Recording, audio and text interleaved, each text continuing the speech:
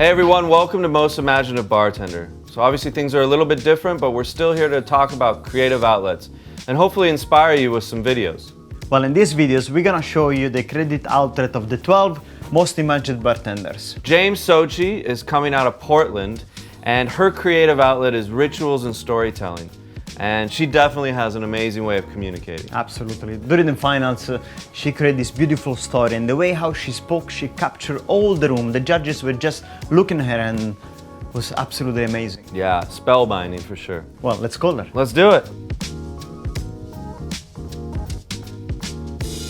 Our ancient ancestors used to build fires at night, and people would gather around these fires.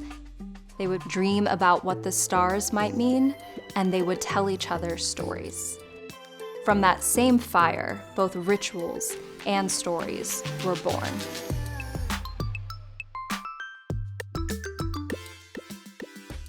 Anything that we do can really become a ritual. Rituals and stories, while they might seem like something that's kind of rigid because they're so related to tradition, they're actually very flexible and responsive.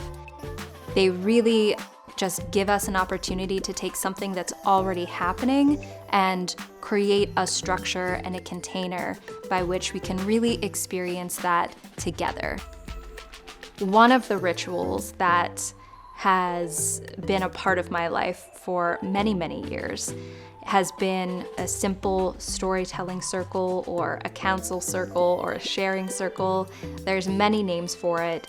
It's, again, goes back to that fire that our ancestors built. It's the simple ritual of sitting around in a circle and holding space for each other. And even though it might be so simple, even though it might not even look all that different from having a dinner party, there's something special that happens when we have created that space to show up for each other. One of the reasons that stories so began to captivate me at even a young age was when I had the realization that I only had this one life to live. So I would only ever know what it meant to be the youngest daughter growing up in Pittsburgh. And at first I was just overwhelmed with the fact that I would never know what it was like to be someone else. And then I realized that through storytelling, through listening to people's stories, through reading about other people's stories, that I could live so many other lives, that I could share in those experiences, and I could understand, even if just a little piece, of what it meant to be someone else. As a bartender, there are so many similarities to what I do as a bartender and what I do when I'm holding space for people in a circle. Ultimately, when we work in hospitality, first we're connecting to that ancient Greek concept of xenia, of hospitality. And that goes so far beyond simply giving someone something to drink and giving someone something to eat. It has to do with holding space for that person so that they can have the experience that they need right in that moment. When thinking about where you want to host your storytelling circle or ritual circle, if you are able to do it in a physical space, you really want to think about where will people feel safe and where will people feel comfortable. So having it in a public space is probably not good.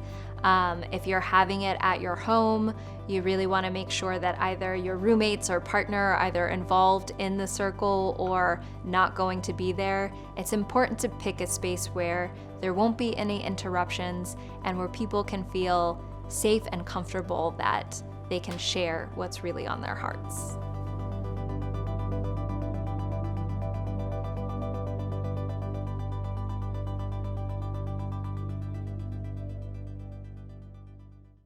It's beautiful. It's so captivating to hear her talk about how important, especially right now, taking moments is and recognizing that things are difficult. Being able to hold space for each other to communicate and share that is really powerful. And especially, take your time and then sit down and listen to others.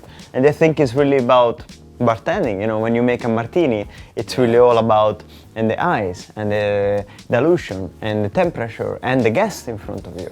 And the story of And the story, of and- course, storytelling, you know, is the most important thing. And I think that's really the point. Like when you think about your creative outlet, it isn't necessarily something like painting or something physical and tangible, but maybe it is storytelling. Maybe it is developing a community circle.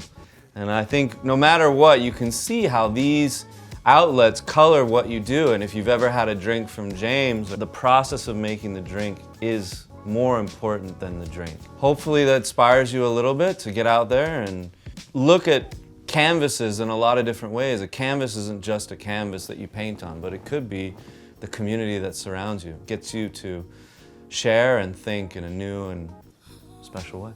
Communication. Hey, that's all right. Cool. Well, thank you everybody for joining us.